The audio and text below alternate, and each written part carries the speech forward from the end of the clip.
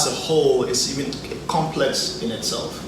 But then there's something that is truly unique about Africa, that's family values, and then also spirituality.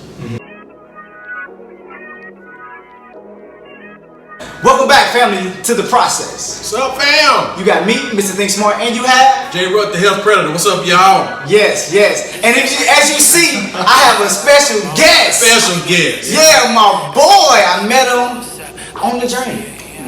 We got Dominic KanKam. Yeah, hi everybody. That's Dominic, y'all. Dominic is, I'm gonna let him explain himself throughout the show. But no, before we get started, I always need you to do what? Like, comment, and always subscribe to our channel, man. We're building. If you have not noticed, we've been building and growing. We have different videos on our channel now. We're doing a health show now with John. The Health Predator. He's lost over 100 pounds. He's continued to go and go hard. Go hard. Look, you got to outwork yesterday. And the day before that. And he's losing weight. He's eating healthy. He's a vegan. So it's not a vegan show, but it's a healthy show. It's called Healthy Choices. So check it out. Also, I got another show that we get ready to do, a health show, and y'all gonna like that too. Promise you. I promise you, you're gonna promise you. I promise you. Actually, I got a few shows coming out. So we working. We be working. We grinding, bro. Y'all we grinding. We're back to the show. Yep. Back to the show. Got my boy Dom in the building, y'all. Dom, tell him where you from. I'm from Ghana, West Africa. Yeah, the country used to be called Gold Coast several years ago during the time of the British colony. And after our independence, it was named Ghana. So that's where I'm from, West Africa. I've been in the United States for 2 years. I'm having a good time, different environment. Still trying to find my feet, trying to settle in. It's not easy. It's a different culture. Very different. But yeah, we'll get there. He gonna get there. Listen, we got. As you see in the description below, you know the name of this show. Listen, we got questions. He got answers, and we're gonna get down to it. Yeah. So we're gonna talk about the truth about the motherland, Africa. The motherland. The motherland. The motherland. Yes. Because there's a lot of things out there, Dom, That's true. that people think about Africa, but they don't know. They don't know. And based off our conversation, my mind was blown because in America, we're doing it the wrong way. We don't really know what we're doing when we be trying to adopt these African cultures. You know what? I want to start with the first question. And I got the questions in my hand, but I don't even think I'm going to use it because I kind of know them in my head. So, we talked about it. We talked about it. So, the first question I want to ask, you said something that was so unique. And I had a discussion with a friend just today because I was talking about this show. And I was like, it's going to be good. And you talked about how the cultural value system that we have in America is so much far gone as of the African culture, and culture being culture, and not just something you adopted, you change in a few months or in a few years, but you actually live by that culture, and the values are passed down from generation to generation. So, talk about that. Yeah, culture is the way of life. Right. What makes culture interesting in Africa is that it's a huge continent with different sections: the West, the East. When you go to West Africa, where Nigeria, Ghana, Benin is, we have a lot of similarities. The same way if you go to East, where Kenya, to the area of Somalia, there's also some similarities, even in looks. And also when you go to the southern part, when you go to the northern part, to Algeria, Morocco, you see the Arabs, Algeria, Morocco, they also have similarities in different, the ways they live. So, talking about Africa as a whole is even complex in itself. But then there's something that is truly unique about Africa, that's family values, and then also spirituality. That's something very unique. But if you go to even Ghana, where I'm from, we have about 6 main ethnicities, ethnic groups. Jesus. And then under the 6, we have 60 that divided into 60, because they have I'm Akan. Akan means you have Ashantis, Fantis, all under Akan, plus other tribes, all under the Akan ethnicity. And besides that, you move into about 50 languages You know, it's in one country. Yeah, 50 countries. And we just talking about Nigeria. Yeah, we just talking about Ghana. Ghana. I'm sorry, Yeah, Ghana. So Nigeria is even huge. You're right. It's even bigger. Much bigger. Much bigger. Yeah, Right. so we're talking about 50 languages with over 100 dialects. You know, but there is that cohesion of family values and spirituality. That's one thing that really defines us. And the culture and traditions is what we pass on. How we marry. How we talk to the elderly. There's a lot of respect for the elderly. So there are things that are up. They are not scripted anywhere that this is what you have to do, but because it's passed on from generation to generation, that's what guides you. And that's what also guides people in government. For example, I remember some years ago, Obama was trying to give West Africans or Africans in general some sort of pressure to accept gay marriages. But then a lot of African countries resisted because that's not in our code of culture. And that's not how we live. It's gonna take a while for us to get to that point where we would say we want to accept something like that in our society. But because we have certain guidelines, the president of a country will say no, we cannot accept that based on that. The difference between that and here is the diversity.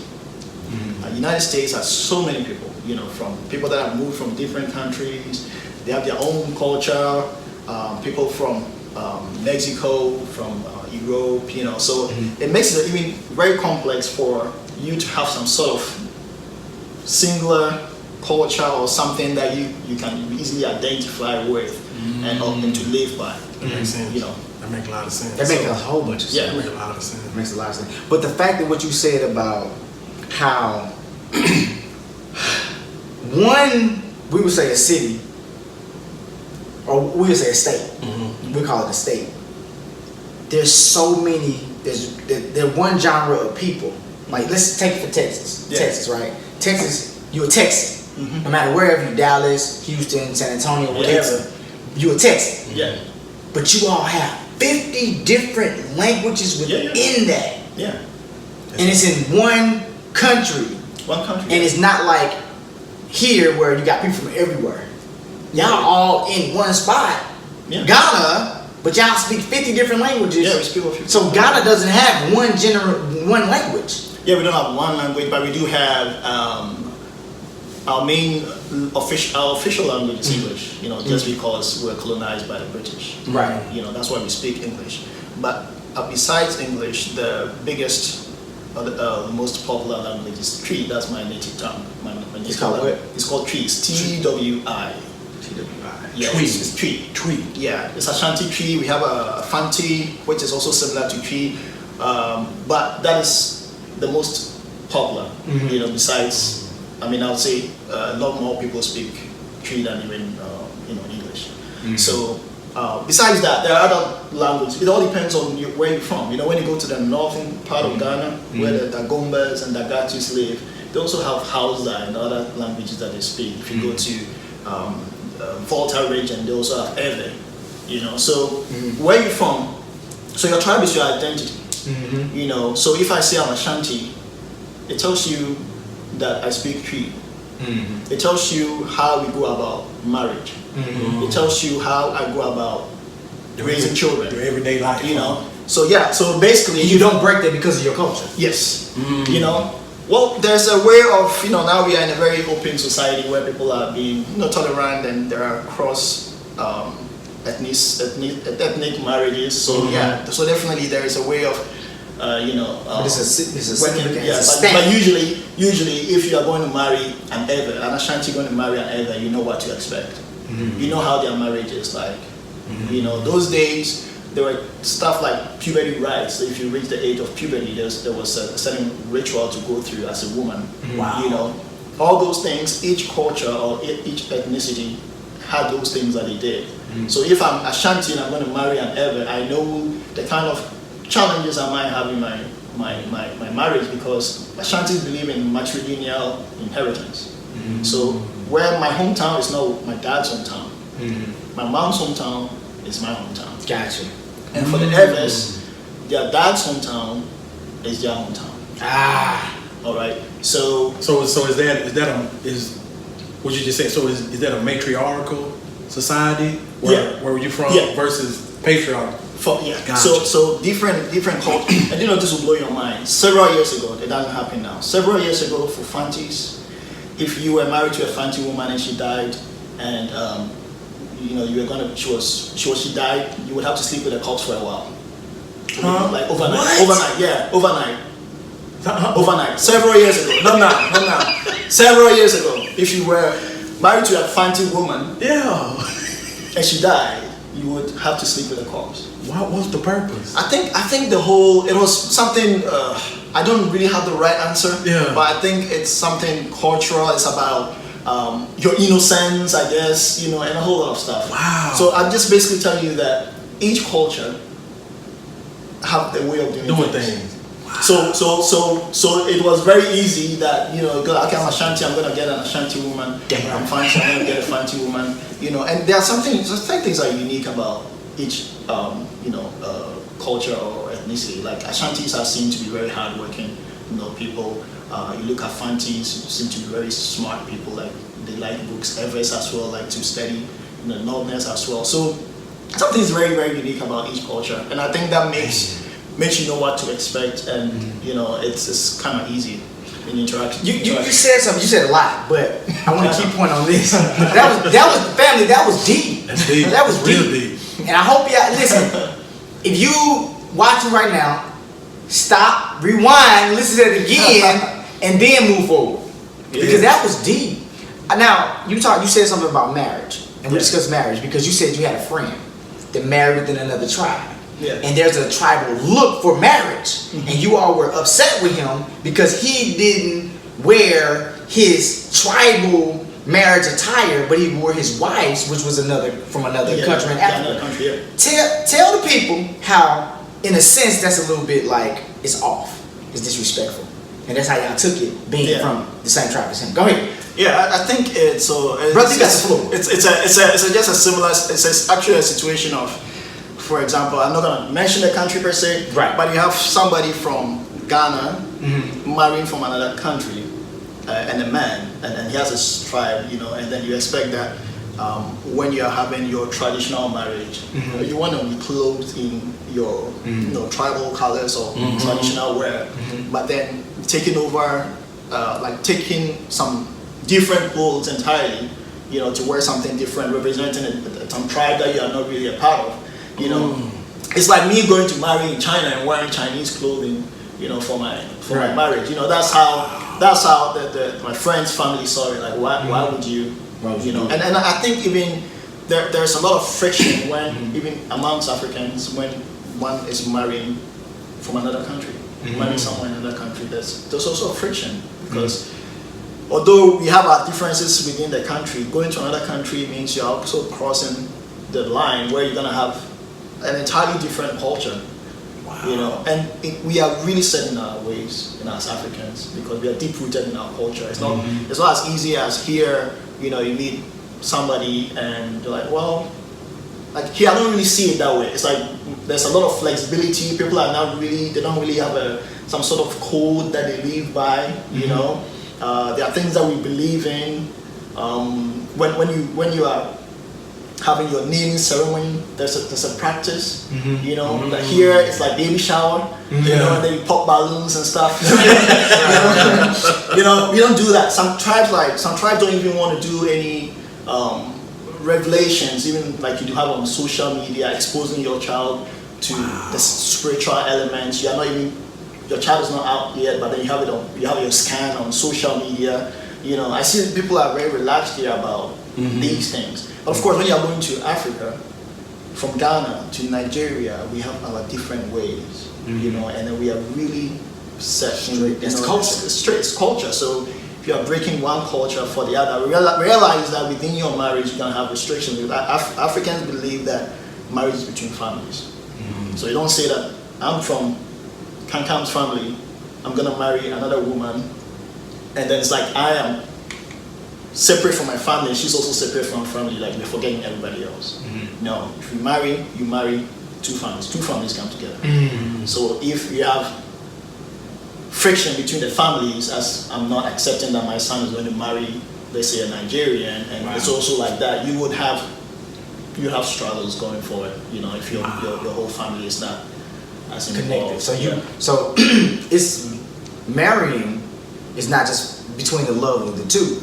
It's between the connection and understanding between the two families. Yes, it's important. It's important. Yeah, if you have that understanding that when you marry a woman, you are marrying her family too. Ooh, that's totally opposite of here. Yeah, it's totally opposite. Yeah, when you marry a woman, you're not marrying just her. You are building a relationship with her family.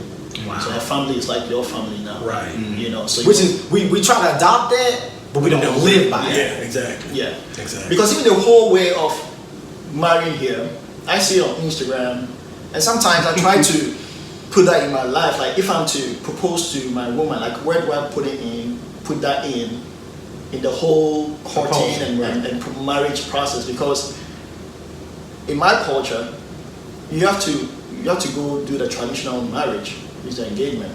You go with your parents and some elders from your family and your siblings, whatever, your whole family. Yeah. And then you go to the woman's house.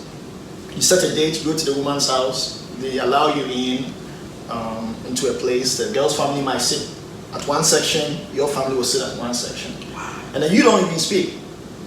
It's your father or the eldest person, the elder in the family, male. Yeah, it has to be a male. He has to say to the girl's family, we are this and that from this family, and then we are here with our son, who has met your daughter and is willing or is interested in marrying her. And that during that ceremony, the girl would be ready in her room, and then the girl's family will call her and say, okay, do you know this gentleman? She will say, yeah. He says he wants to marry you. What do you say? If you accept, you know. And the girl would say, yes, I accept. Or no, I do not. She says yes, then the guy can then propose to her and put a ring on her finger. Wow. Okay? That's totally different. That is the traditional marriage. All right. So then you marry the woman. So that's even considered the actual Ghanaian marriage. Wow. Okay? Before the whites came with white wedding and Christianity, that's how we married. Wow. Okay. So, and then they also have to present schnapps and gifts to the girl's parents. You know, but now Africans are actually marrying twice because they do that and they go to church to also do the white wedding. But even my question is, how can you go down on one knee and propose to a girl on Instagram and then perhaps go to her home and maybe it doesn't work out? Or do you go to her home to do that and then go, do you get me? It's not, the excitement is not there. It's only there once. Exactly. So, but then for the family one, at least the girl knows. So I think right now what happens is people propose, like you see on Instagram, and then the girl says yes, and then she tells her parents, hey, this guy has proposed to marry me. Okay, then bring him in so that we have the traditional marriage. And then your parents have to do the customary rites, where you pay the dowry, the bride price, you know? You pay the bride price, and then you can have the woman. Wow. All right? Family, are you listening to me? So it's very different. It's very different. When we talk about culture, we talk about we want to do things the African way. This is one of the African ways. Do you want to do it this way, or are you comfortable with how you do it now and how it's done? Man. But even interesting, this is the current times, the times of my grandfather, you didn't need to date. Like I could be in my area, like we could be here and I'll see this pretty girl. I'll be spotting her going to the river, you know? And I can go, hey, Dad, there's this girl that I like. I think I want to marry her. I've observed her. And then what your parents would do is to get people to do a background check. Oh my God. You know? Go to her family, find out about where she's from, her dad, her mom, the job they do. What kind of issues do they have in their family? And do they have some sort of unique sickness? You know, do you have like certain conditions that perhaps might affect you marrying there? So they do a background check. And then they can get good results and say, hey, she's a good woman from what we've seen. Because they will go to your hometown and start asking questions. Do you know this man? How is he like? How is that woman? Do their research. Oh yeah. How is that woman like? You know? Because me, for example, sometimes I was interested in a girl. She didn't even live in Ghana, but she was Ghanaian. And my mom said, well, if you're interested in her, what we'll do is we can get somebody to go to her hometown to ask questions. Like find out more about their family, you know? Because that's what we are missing now. Like the marriage is not about love per se. It's not just love, you know? There are so many things that make marriage work. Mm-hmm. And there are some things that you can easily track from the family. You can see a trace of certain things, you know, mm-hmm. that you just by saying I love you and meeting you in Dallas, I would probably not know. Wow. Because the marriage we see as a long-term commitment, and the divorce rate in Ghana is very low as compared to the United States. Correct. You find a lot of people. I saw that. Yeah, you know, so there's a lot of attention, you know, given to these things. You know, we really pay particular attention to these things. Bro, we have a long. So that's several years ago. Several years ago, your dad would do all that thing for you, and then the girl will be at home, and your dad will just show up and talk to the girl's dad, and my son wants to marry your daughter. So and then the man might say, okay, I'm gonna also do my search. Yeah. Right. And then when he feels like you're gonna be a good man for his daughter, he would let you guys marry. So those days, it was not about feelings. Mm-hmm. It was about compatibility. It was about how can you build, you know, and the love will come later. Mm-hmm. You know. But these days is the love first, and then we ignore the signs. Kind of business first. Kind of so. Yeah, you know I respect it because we talked about why. Well, let me not put that out there yet. But we talked about me thinking about marriage and being with somebody, about reproduction. Remember we were talking about that? So anything, and I say this, and I'm not gonna reveal it on the camera now, but anything that cannot reproduce and build like a business, you shouldn't be in it. Mm-hmm. And that's what you said about marriage. It's like, okay, let's check your scores, mm-hmm. Not credit scores, but similar to that. Let me check your background. Check your background. Let me see if this business coming together can reproduce in the long run. It's functional. To stay functional. It's functional. Yeah. Wow. What we do in America is we find a girl, we like her, we date her, we get on one knee and whatever. Yeah. Do all the and cute stuff. then we go right, do all the cute stuff. Then we go we tell the families, right? And then even if the families don't like each other, we still gonna get married because we love each other. But you know what? But the difference is, in my opinion, here in America, the fathers are absent. Yeah. You see what I'm saying? Yeah. So there's no the elderly man. There's no exactly. There's no. We don't have elders. Because think about it. When I think about it, we adopt a bit of that, mm-hmm. but we don't do it to the extreme. Mm-hmm. But we want to be. But we want to walk in the African culture. Yeah. You know, but you should understand that things are changing, or things have changed because now a lot of Africans travel. Like me, I'm here in the United States. Mm-hmm. You know, so you meet somebody that you want to marry, and the person is not African. What do you do? I mean, I cannot bring my mom here to go do background checks. Right. It doesn't work. You know. Right. So those years was something that worked, but these days because of westernization, you know, we also taking up the American culture, you know, we think that those things are not necessary. If you love somebody, why not? You know, love conquers, love moves mountains. People say, you know, and then so we are also ignoring certain things. But of course, there has to be some modification to how we did certain things because it's not feasible in our era like that. Right. You know, I could be living in the United States and the woman could be in Ghana. So how does that? So you have to do your private. You know, act like you would do in those days, but look at how the signs and things like to look out for. Right. Do your own research. Right. I get it. Okay. That was deep. And we just getting started. Let me ask him. Go ahead. Now I remember a sermon I heard a while back. This has been years ago. Difference between the boy and the man, and one of the pastors was saying that the old African culture, when it was time for a boy to become a man, he would be taken away from his mother, his grandmother, sisters, and taken away and taught the things of manhood. Yeah. Does that still kind of happen in like Western Africa? Or? Yeah, it happens in a way. It's not like how you describe it. You know, that's what they call initiation. Initiation. You know, because and it happens at home a lot for women and men. Mm-hmm. I have 3 sisters. Okay. And growing up, my mom paid a lot of attention to my sisters. Mm-hmm. Okay. She's preparing you for something. She's preparing you for life, preparing you for work life, adult life, marriage. Wow. All right.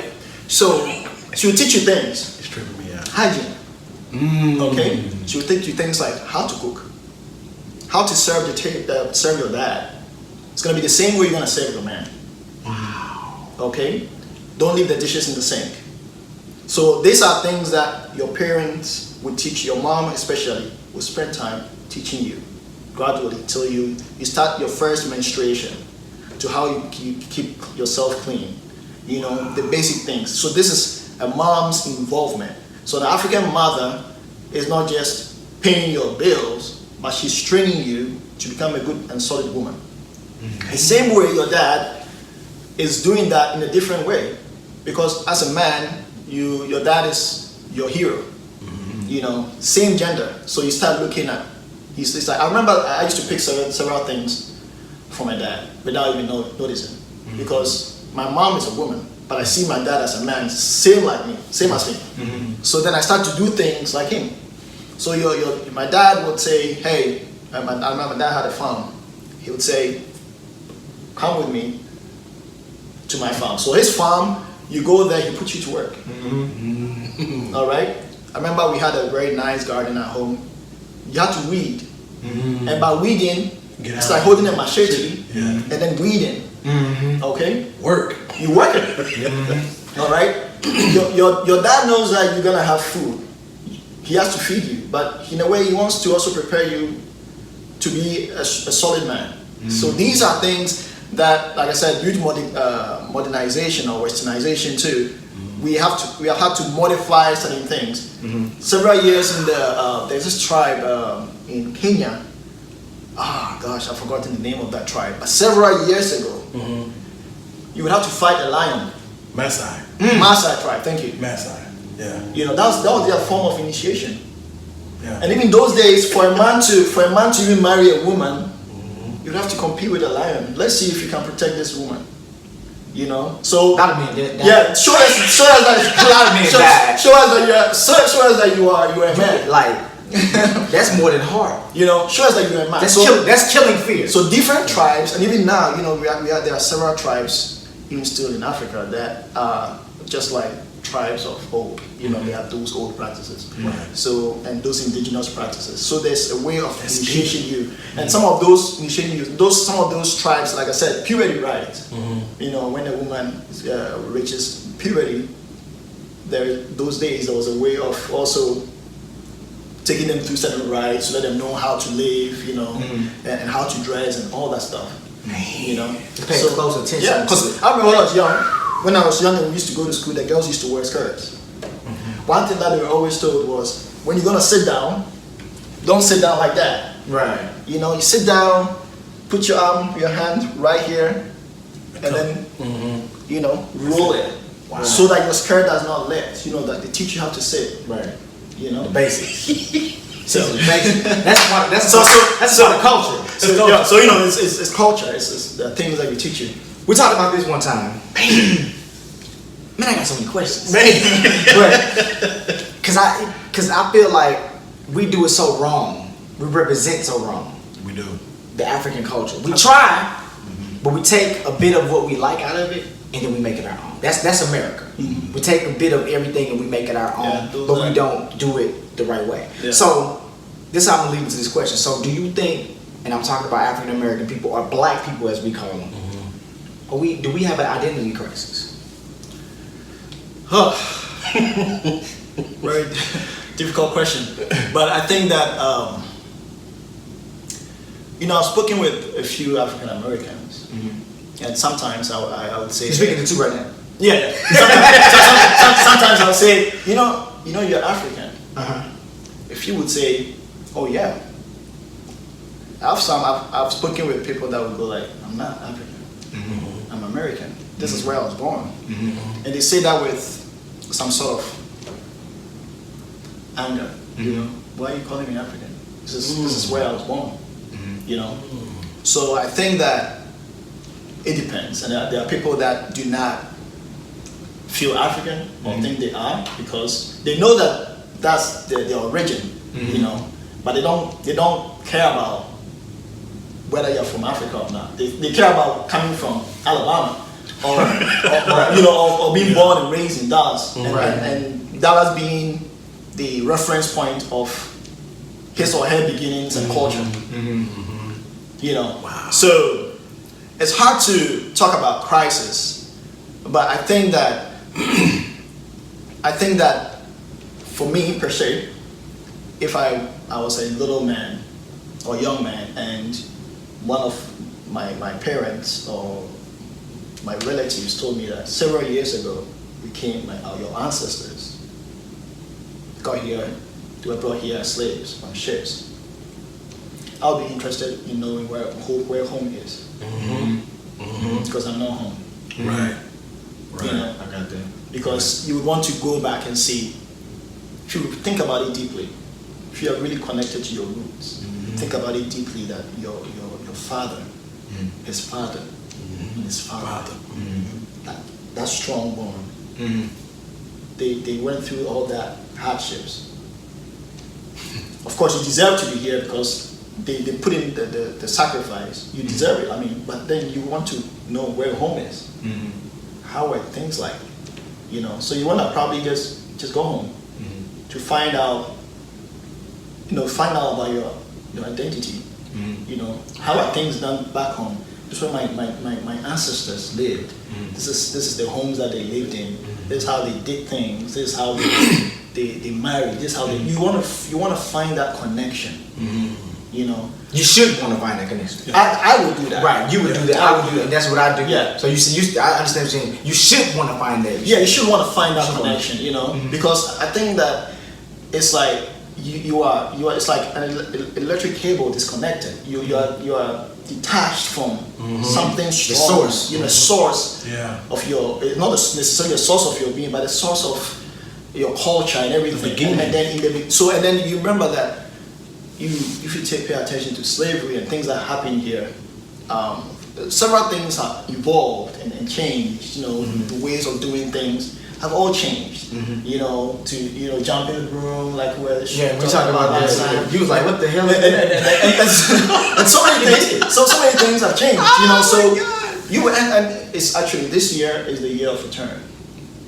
There are a lot of African Americans traveling to Ghana. I think in August. It's the year of return. Boris Kujo, the celebrity actor, and a lot of African Americans. Yeah. You saw that. You know, they went there last December.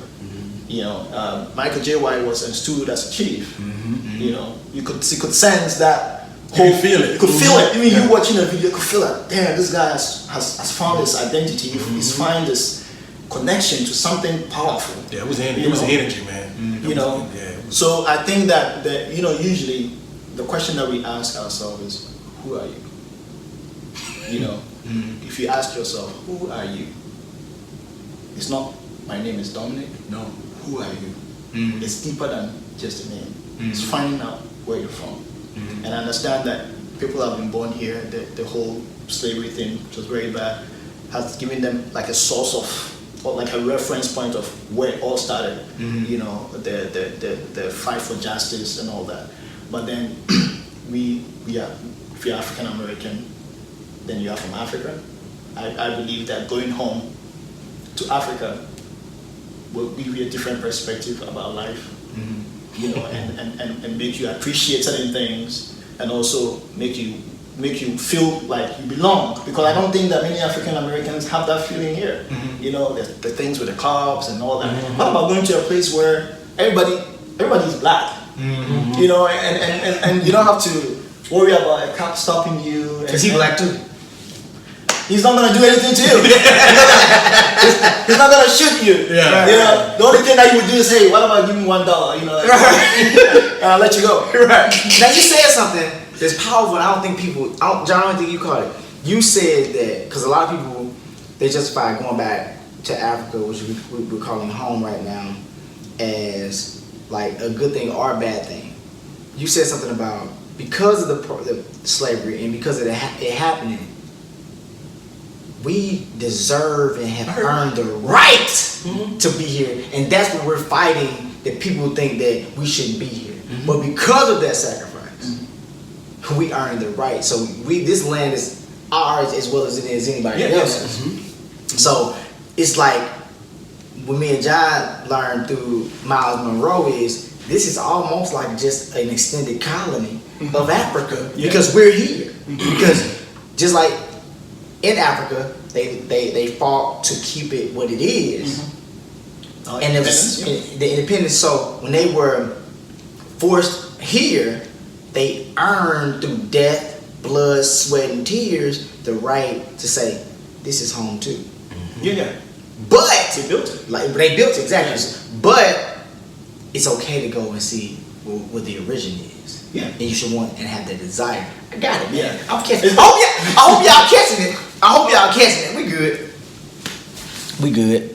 I got it. Us going. We good. So, it's not to say that forget about America and move to Africa. No. Because obviously if you've lived somewhere, if you were born and raised in Dallas, it's your home. But finding the source, trying to go to where your mom, your ancestors are from, it's good. I don't know if you're gonna go there to the issue of religion. We're gonna tap into that. Okay, then I'll talk about something. No. So family, we'll be right back. We're gonna take a break, but we got my boy Dominic with us, and hey, we're talking about the motherland. The motherland. Welcome back, family, to the process. We had to take a break. Because it was getting deep, and I had to get my mind together. Regroup. But all of that, man. We're still here with me, Mr. ThinkSmart, and J. Rudd, the health predator, y'all. And Dominic. Yeah. Dominic, man. Dominic is dropping some jewels. Good to be on the show. We need a part 2. we gonna do a part 2, bro. Cause I don't think we can get all this in just one day. We can't, bro.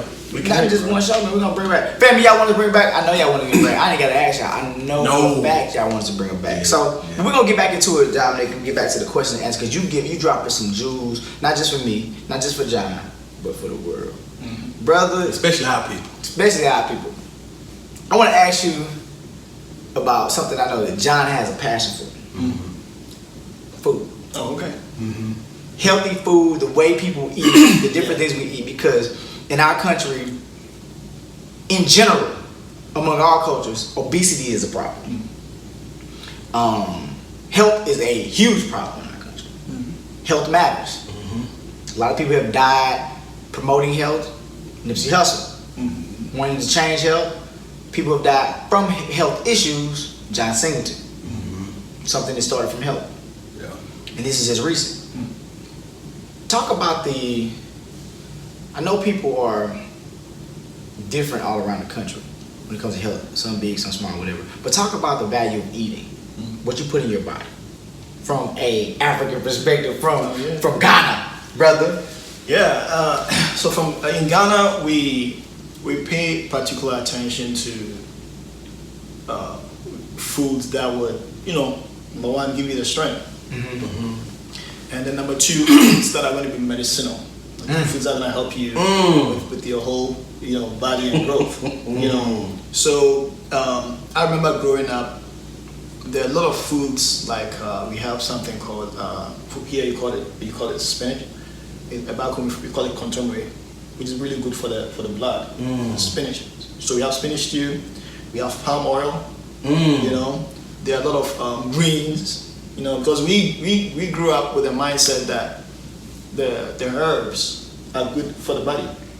So you wanna eat, the leaves, the greens, all right. And considering growing up, I didn't like salads and stuff. No.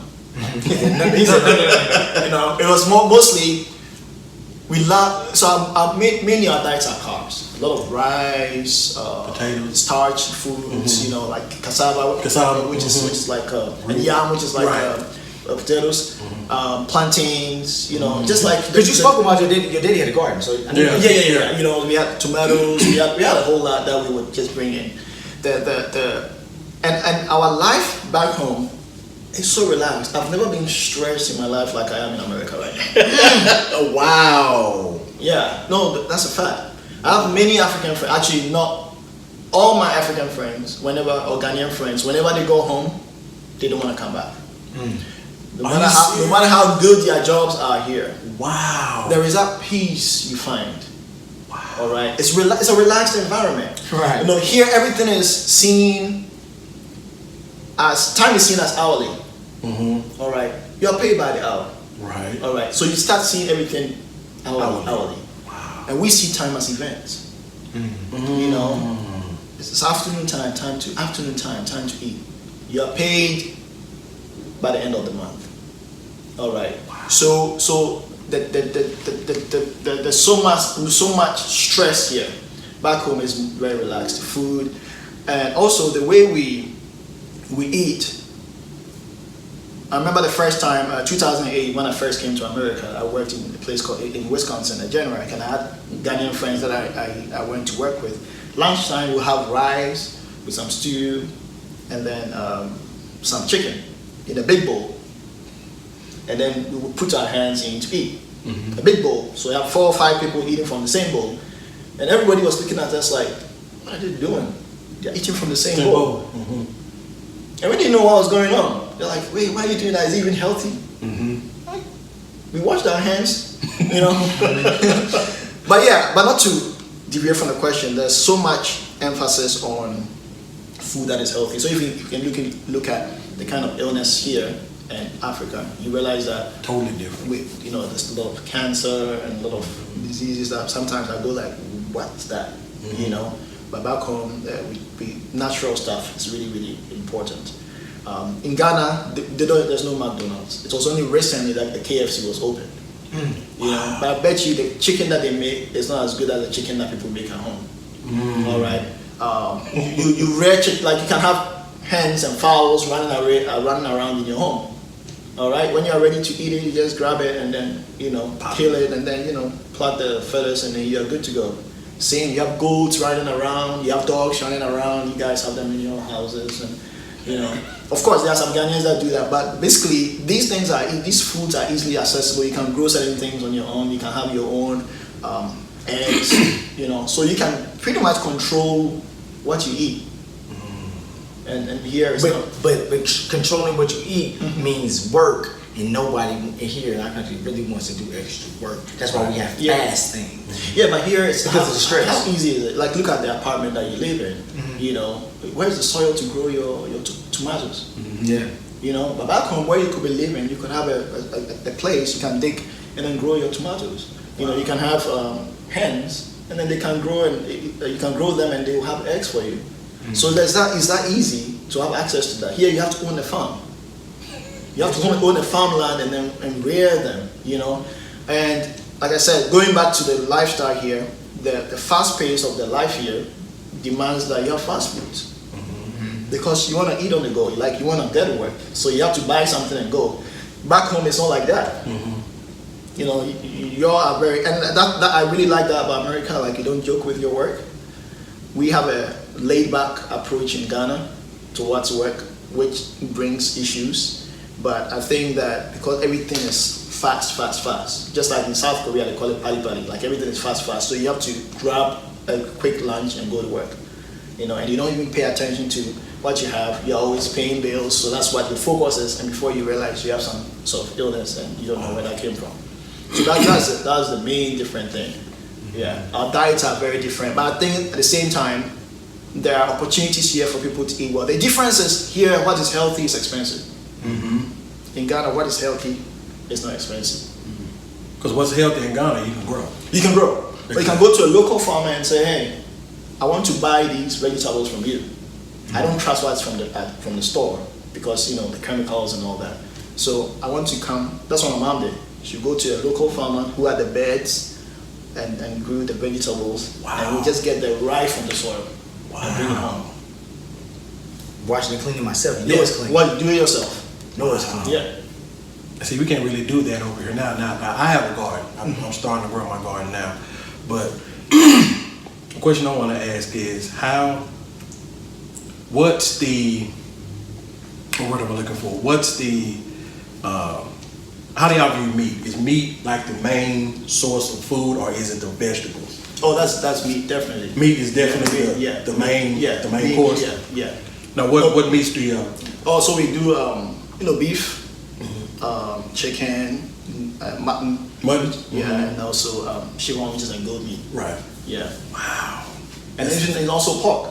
Pork? Yeah. They raise your own pigs and all that? Yeah. Wow. So, man, it's just like everywhere, you know, just like everywhere. Since we talked about pork, so it's making my mind think about something else. So let's talk about the division in religion from upper and lower, and then we'll go back to the original spiritual asset. So you were telling me that there's in Africa in general across the country, the upper half is Islamic. The north mostly Islamic. Yeah. The north is mostly Islamic, and the southern is Christian. Yeah, mostly Christian. It's mostly Christian. But then on the back end of it, because a lot of people don't know that, but on the back end of it, the religious, spiritual belief systems are, if I'm not mistaken, you said that it depends on the tribe. Because Africa it has a relation. It has a relation, definitely. It has a relation. Yeah. Because you said, because like Ghanaians may not serve the same from their origin. They might not serve the same God as somebody from Kenya. Well, let me explain that. So, okay. In Africa, like I said, the northern part you have Algeria. Mostly they are Muslims, and when you go to even the west, Nigeria has a lot of Muslims. I don't know about the percentage, but in Ghana there are more Christians than Muslims. I think Christians are about 71% thereabout. And when you go to in Ghana itself, when you go to the northern side, the northern part of Ghana, that's mostly Islamic. That's mostly Islamic, and that's where tribes like Dagati, Dagomba, those tribes. That's where they live. So if you are born in that tribe, definitely that's the environment that you are. So definitely that's the religion you will be. Right. When you go to south, there's a central to the southern part, Ashanti region to Accra, the Cape Coast and all that. There are more Christians. Of course, there are Muslims there. Of course. But even just like vice versa. Yeah. And also even in Ashanti, in my country, we used to say there are some people called Ashanti Kremo, which is Ashanti Muslims. So there are those ones that they are Ashantis, but they are Muslims. But they are not from the north. All right. So I think that due to migration, a lot of things have rolled out from place to place, and I'm believing that the reason why you would have most of the Muslims at the north of Ghana would be because extending from Ghana to Burkina Faso to Niger and all that, you get into the Arab area, so that's where it's Islam, right? Yeah, so I'm sure that extension is from there through migration purposes, people coming there for trade and all that, So that's how it relates to tribe in a way, because then if you are, and besides that, besides Ashanti and all that Muslim, there's also traditional religion. Traditional religion is basically a religion believing in a supreme being, which is called Nyankopon, like God. Okay, like Christians have it and like Muslims have other. And then what they term lesser gods, like when you read Greek mythology, you hear about Poseidon and Hades, something like that. So they also have the god of the river, god of the mountain, god of the forest, And then they also have your ancestors who are mediating between the spirit world and you. So you have a fetish priest. You have a fetish priest who will consult the spirits to your ancestors. So they believe that your ancestors, just like Christians would say Christ is interceding for you, your ancestors are also there for you in the spirit world. Wow. But they say not Farrakhan, but what's his name? Malaj Muhammad. Malaj, is he?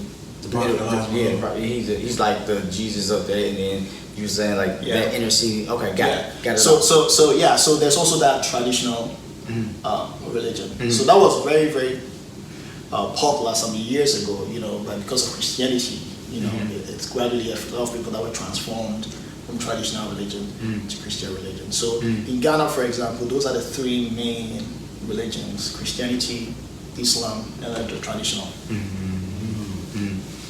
But then when you go to Kenya, their traditional is going to be different from how it is in Ghana. Right. If you go to Senegal, it's going to be different from how it is in Ghana. And even the Islam, they have different groups. Just like Christianity, they have Pentecostals, Methodists, and all that. So they are still different subdivisions. I mean, like Islamic beliefs, like they have the most black, right? The blacks are known for, or the Nation of Islam, which is totally different from the actual Islamic origin. Yeah. So no, they're very, very different people in different worlds. Right, all around. So, another thing that I want to discuss before we get up out of here, man, because this has been extremely informative. Very. People, listen, I ain't even been in tune. I forgot we was recording for a second. I ain't gonna lie, I thought we was just talking. I forgot. Family, listen. Dominic, I'll put his information a little down there. He's a little bit private, but I put his Instagram down. I ain't gonna put all his information, but I'll put his name and his Instagram. You go follow him. But Dominic is definitely blessing us with some jewels and very informative about the African culture. Because a lot of people need to know this. A lot of people need to know the lessons. Like you were saying, know your origin, know something. Because even after you talking, and I wanted to do it so right to where I was like, I'm not wearing no African stuff, because if 1 minute somebody's wearing this type of tribe stuff, that type of tribe stuff, this type of tribe stuff, then they be wearing Egyptian stuff, and it's like that. To somebody like yourself, it's like disrespectful. Like you went the whole 4 days out of a 7-day weekend. You were a different something in Africa when you don't even know where your origin is. So I'm like making it my business say, where am my people from, my lineage from in Africa. So when I put on the attire, it matches my bloodline. You know what I'm saying? Yeah. Like I don't want to be wearing Egyptian stuff one day. Then I'm wearing Ghanaian stuff another day. Then I'm wearing Kenyan stuff the next day. It's like, you confused. You don't know who you are. Identity crisis. Yeah. All you saying is, I'm representing Africa. That's cool. Yeah. Why you just don't wear a shirt to say Africa then? You know what I'm saying? To say, my people are from Africa. Instead of just trying to wear these mixed cultures. Which, when people when they don't know, they don't know. Yeah. They don't know. But there are people that support Africanism. Right. And I wonder there are people that are proud to be associated with Africa. And there are people that are Africans that are proud to be Africans. And then they are proud to rock attires from different countries in Africa, just because they feel like wherever they go, they represent Africa. I'm in a sports management business, right? Right. And the reason why I'm doing that is because I feel like Africa as a continent is full of talent. All right. When it comes to athletic abilities, we have it. But then why is it that on a global stage we are not doing great? Right. There shouldn't be Nadal topping tennis. All right. It shouldn't be Ronaldo and Messi topping football, like soccer. I feel like we have all those things, but because of certain opportunities that are not there, we are not able to achieve that. So my approach would not be just representing Ghana, but then trying to be a proud African in general. So there are people like that who would rock African clothing. Like there's this guy I see, it's an African American who's very active on social media and YouTube about, I think I forgot, is it Umar or something like Umar Johnson. We did some shows. Don't bring him up. We did some shows. But I'm just saying that he likes to rock African clothing from different parts of Africa. Which is fine. But I think that the thing about identity is, you see, if you know where you are from, it helps you in making certain decisions. All right, and that's why we spoke about culture. If I am Ashanti, this is how we do things. Okay, before I even consider taking a path towards marriage or towards certain things, I should know that this is where I'm from. Growing up, whenever I did something silly, my mom would say, "Okani bapana uyesing," which means that I'm a son of an Akan. So why am I doing that? You know what? I like that, because even though I'm not African in the sense of being born there. My grandfather used to say that to me all the time, and I used to tell my students that when I worked at Harris Store all the time. My grandfather would say, "You're a Calhoun. That's not how we do it." My dad Exactly. said that, yeah. That's exactly what it's similar. Right? So do you know what that fills you up with? Some sort of pride. Pride, it does. Because already as soon as your mom says that or your dad says that, you feel like I have an identity. Exactly. All right, this is not how we do it. You feel proud. No, I'm a Kaniba, a Kan child, Ashanti. This is not how we do things. All right, then you sit up. So based on that reference point, it shapes certain things. You know, because there are certain things that you do to bring shame to your family. You know, and you know that you're actually going wayward. So that's why even in the case of religion, if you are Christian, it determines things you do, things you say, who you marry. Because if you're a Christian and you marry a Muslim, you're gonna have challenges. Okay, so as a Christian, you have an identity. So identity can be in many ways. As a Christian, you have an identity. I am living here. If I marry and I have a child in America, I'm gonna send my child home to see where I'm from. So the child can feel like, oh yeah, this is home. This is where we are from. Although I live in America and I was born and raised in America, this is where my dad is from. This is how we do things. Okay. Wow. So because right now I'm a visitor, even though I have my permit to live here, but in a way, this is not where I'm from. All right. It's not my home. Okay. So I think that. I don't see any. I don't see any problem with somebody wearing clothes from here, clothes from there. They long to have an identity with that continent because they feel black.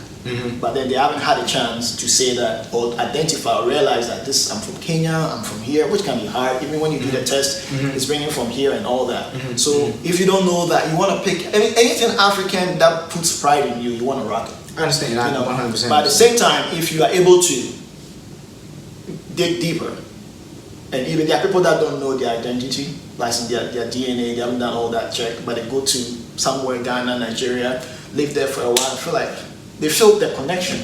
You know, there's a connection you feel that makes you feel like you're at home. You know, you feel like this is home. There is you see on YouTube, there's an African American woman that in her 60s, actually 50s, she went to Ghana and she's like, no, this is home. She went to the slave castle, had a spiritual connection. You know, and said, you showed me that. This is home. That's it. Yeah, and then she moved all that stuff and moved to Ghana. Wow. You know. Wow. That's why Akon was advised, if you've seen the tape, it's advice on African Americans that, hey, Africa is not what you see on TV. Yeah, it's not. It's not. You know, the same way when we are in Africa, what they show us about black people is you killing each other. Wow. Okay, police which is half true. Police brutality. You know, like all the negative stuff. That because remember that if we are in Ghana, we are paying attention to international media, CNN, BBC. All right, whatever they say about you is what the idea many people have about African Americans. The same way, how many people watch CNN here? You know, so even if they do, CNN is showing an African child in some dirt with flies all over his face. But that's not Africa. But that's not it. They'll show some rulers, some hats. And I've had many questions from people that, do you guys even have cars? Wow. You know, I heard you guys live on trees. Wow. You know, do you have computers? I went to someone's house, I was playing PlayStation. They're like, oh, you are really good. Do you guys even have games? Where are you from? You know, because the things that they've been shown on TV. Wow. Then if somebody is here, an African American, and say, oh, you're African. No, that's not where I'm from. Do you want to go to Africa? No. War zone, or go and be hungry? Is it even safe? And I hear all these questions every time. Is it even safe? That's cold. You know? That's cold. Yeah, I remember I was dating some girl from here some time ago in Kenya, in South Korea. And I remember one time her mom called her and on the phone. I said, where is he from? He's from Ghana. Hey, she doesn't have HIV/AIDS. You know? so yeah, I was shocked. Wow. So it tells you that the things that the international media or the media, TVs and whatever show about Africa are not things that are really appealing. Mm-hmm. You know, that's why people are reluctant to go. But I'm telling you, when you go, you'll be shocked. So it's almost, you can like get a double whammy. First, you're literally an African American man. Then you're from Africa, so that's like a double whammy. Yeah. God almighty, bro. So you know, that's tight. Yeah. Man.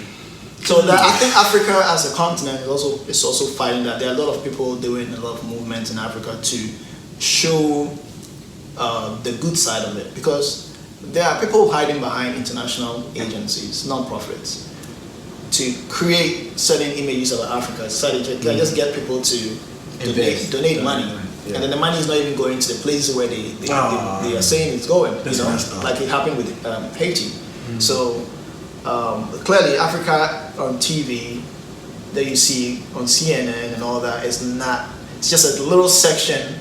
Go to the rural section because they want things that would sell. Mm-hmm. Things that will shock people, because that's what people will go like, oh wow, damn, people live like that. Right. You know, they don't have any water to drink. Right. They're drinking the cows. We ain't got no water in Detroit. Yeah. Like you know, that's Africa. No, yeah, but, you know, that ain't the whole thing. The same way, if anybody, like people in Africa, if they heard that there's no water in Detroit, and you actually, Akon even gave the statistics about the deaths here. Mm-hmm. You know, but then the media focus on, you know, certain conflicts in some parts of Africa, and they make it like a big deal, you know.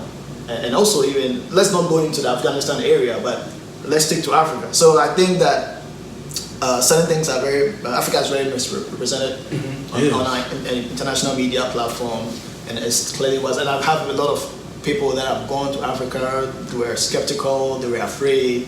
They go there like, wow. This is really much fun than the United States. That's crazy. So let me ask you one more question. Do you or any of your friends that are here, how do y'all, or even do you, celebrate Black History Month? Very good question. To be honest with you, I'll tell you a story about that. to be honest with you, personally, because I am pretty new, I've not immersed myself in that. Okay. You know, I feel like it is mainly for people, African Americans here, because it's something very symbolic to them, because they feel alienated, like they are not. You know, it's a chosen month because the Black history is being eroded by certain people. You know, it's like people are trying to play that off, you know. So even the Black History Month, you realize that things that are spoken about are more historical than Black American history that I don't even know, and some that I see on TV and that I learn through documentaries. So I haven't really had a chance to have that full experience. I don't think my friends here are really involved in that. But I do know that what I see across the board is we Africans even share things on social media, because recently the Black History Month, there was a lot of focus on even the Black father, you know, and there were a lot of cute stories about Black fathers having fun with their kids, you know, on social media, on Instagram, and things that we always circulate and share or hit the like button, because you also wanted to go out there that, hey, Black dads are not only dads that run away or dads that are in jail, but you want to create or put something positive out there. So in terms of issuing out or bringing out contents as far as Black History Month is concerned, I have not done that, and I haven't seen close friends do that. But then in terms of circulating and sharing what is put out there, and then they'll say that, oh, do you know this Black person invented this? I'm like, oh wow, I didn't even know. All right. So some things we don't even know. We've been here exactly. Yeah. You see that, oh, this Black person invented this, and you're like, oh wow, I didn't even know that. What do? You share. You know. So that's how we play a role in Black History Month. Got a story for that. We're gonna get on this story. So this whole developing and learning about Africa, I've been on it for a long time. I was in college when this happened. I told y'all, I think I shared it with you, but I haven't shared it with the family. What happened was, I went to Harrison State University, my alma mater. But right across the street, you had St. Louis University, the huge college, the most popular school other than WashU in St. Louis, right? So their multicultural room, it was February. I was sitting there having fun with my friends, and we ran around just having fun. And so there were a number of students from Africa, different areas. So they walked into the director's office, marched in there in February, right? They marched in there. They marched in there. I'm looking, look, we sitting on the couch, and they marched in there. They said, one girl, it was a girl speaking. And I guess she was the leader of the tribe, whatever tribe they had created.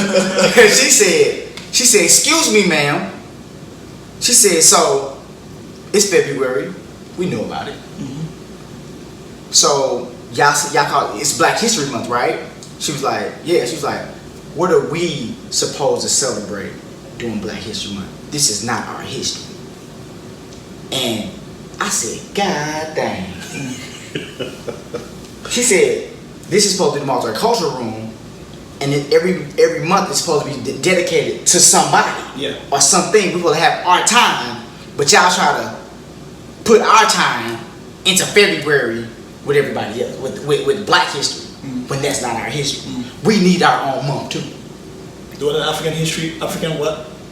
She gave him like a week and a half. She said, I'm gonna give y'all an African week. she had to give us, because she was put on the spot. Yeah. She said, you know what? And she and the girl from Africa, she explained. She's like, she went to detail. And I was sitting on the couch like, dang, I ain't never thought about it. No, I'm in college. I'm in undergrad too. I'm like, I ain't never thought about that. That's true. I'm like, I ain't never thought about that. This is not their history. She was like, she says like this, basically said, I'm just learning some of this stuff myself. So the lady tried almost say, he was like, well, just learn some things. She's like, no, if we're gonna talk about history of the culture, this is not our culture. She said, let me talk a little bit, let me talk more elegant to you. It's not our culture. It's not our people in a sense. We're their people, they're a part of us. So why can't we have something to where we can show them so they can know about us, so we can learn about one another. Hey, it was deep, brother. Yeah, and that was good. Yeah, she was like that in college. I don't know what she is now, but she was. But some colleges introduce programs like international. They have to now. International students. They have to. Where people get to learn the culture. They also have different societies, African groups, and all that. But I think I've also seen, especially in Columbus, Ohio, during Black History Month, there's a lot of incorporation of African history. Because there are several programs, African programs that are incorporated so that people also understand certain things about the African origins. So we need it. We need it. Well, family, listen. We got a lot of information that we talked about today. A lot. Yeah. I ain't gonna lie, my mind is still moving. Man. And we can go on for 5-6 hours asking Dominic questions, but we're just gonna break it up and put it in different parts. You're gonna have him back on the show probably about a month or two. Give him some time to just get himself together, because he is a working man. Making it money. Trying to. Trying to survive out here. Trying to survive himself. Yeah, man. He out here trying to do his thing, man. But he's a good guy, man. I'm glad I made the connection. The way I believe, I'm glad the connection lined up, and the God that I serve that connected that, because Dominic is good people. And I like people, and I develop friendship with people I can learn from. If you're the smartest person in the room, you can't learn something from that person, you need to find another door and go through another room. That's just it. He learns from me, I learn from him, we learn from another, as well as John being included. You just learned so much today by viewing this video. And we got a lot more. A lot more coming. So, as always, we want you to like, comment, subscribe, and listen, people. Read. We need you to read. Reading is fundamental. Below, we're gonna talk about. I'm gonna put some snippets about what we talked about and his information. You're trying to get in touch with him. And he make money on the side too, doing some marketing. So hit him up. He'll get you a strategy together. as will I, because I have a couple degrees in marketing. I got a strong mind with it too. Just a self-plug. Sometimes you gotta self-plug. You gotta do it, baby. But as always, family, we thank you for watching, and we salute the divinity in you, and we will see you next time on The Process. Let me see your hands up high if you know. Let me see